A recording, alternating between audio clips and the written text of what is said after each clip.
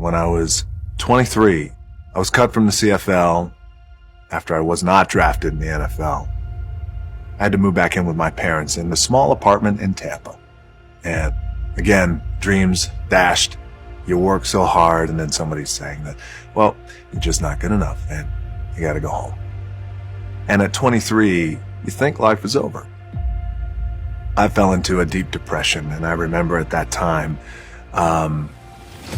the only thing I wanted to do was clean the walls. I grabbed some cleaner and a rag, and for days I would clean. I cleaned everything. It was just the only thing I can control. I found that with depression, one of the most important things you could realize is that you're not alone. You're not the first to go through it. You're not going to be the last to go through it. And oftentimes it happens. You feel like you're alone, and you feel like it's only you, and you're in your bubble. And I wish I had someone at that time who could just pull me aside. Hey, it's going to be okay. It's going to be okay. So I wish I knew that. Just got to remember. Hold on to that fundamental quality of faith. Have faith. And on the other side of your pain is something good. After about a month and a half of staying in that little apartment and cleaning, I got a phone call from the head coach of the team who cut me, the head coach of the Calgary Stampeders. He called me and he said, hey, I know we cut you, but I'd like you to come back. I said, okay, I appreciate that, coach. Thank you very much. I'll think about it. He said, okay, great. I hung up the phone, and my dad said, you're going to do it, right? I said, no, I don't think so. I think I'm done with that. He goes, what? I said, my gut tells me I'm done. He said, what are you going to do? I took a deep breath. I said, I'd like to get into the business. He said, what business? I said, the wrestling business. He said, you are throwing it all away. It is the worst mistake you will ever make. He said, you're ruining your career. He said, maybe I'll be no good. But I feel like in my heart I have to do this. And I either need you to train me or need you to not train me. My dad rose to the occasion. And it wound up being one of the greatest chapters in my life.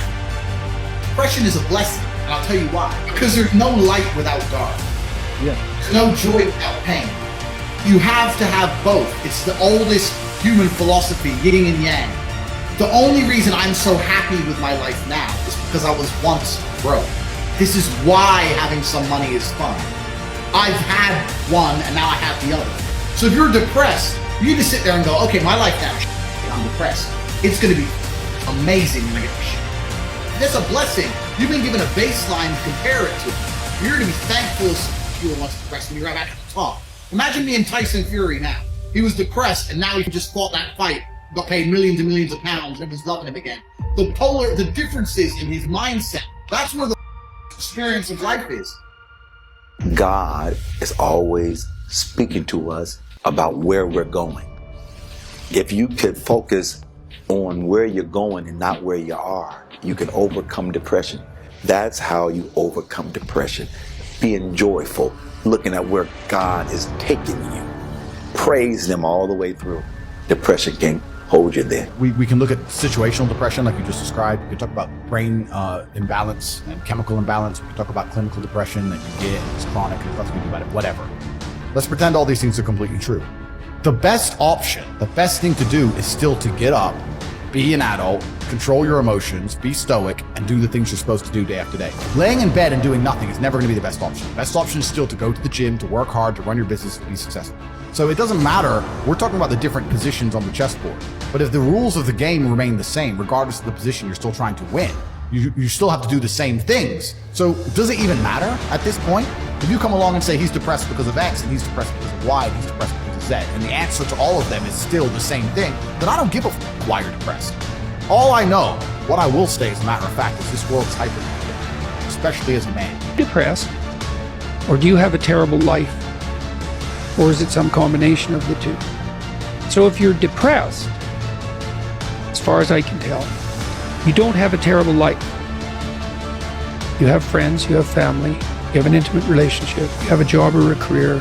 You're about as educated as you should be given your intelligence. Use your time outside of work wisely. You're not beholden to alcohol or other temptations. You're engaged in the community in some fundamental sense, and all that's working. Now, if you have all that and you're feeling really awful, you're either ill or you're depressed. If you're causing depression to yourself, you are able to generate substantial amount of intense emotions and thoughts, but in the wrong direction. If you don't have very strong emotions, very intense thoughts about something, you cannot get depressed. It is just that you're generating thoughts and emotions which work against you, not for you. If you can turn your mind this way, you can also turn it this way. I want you to understand this.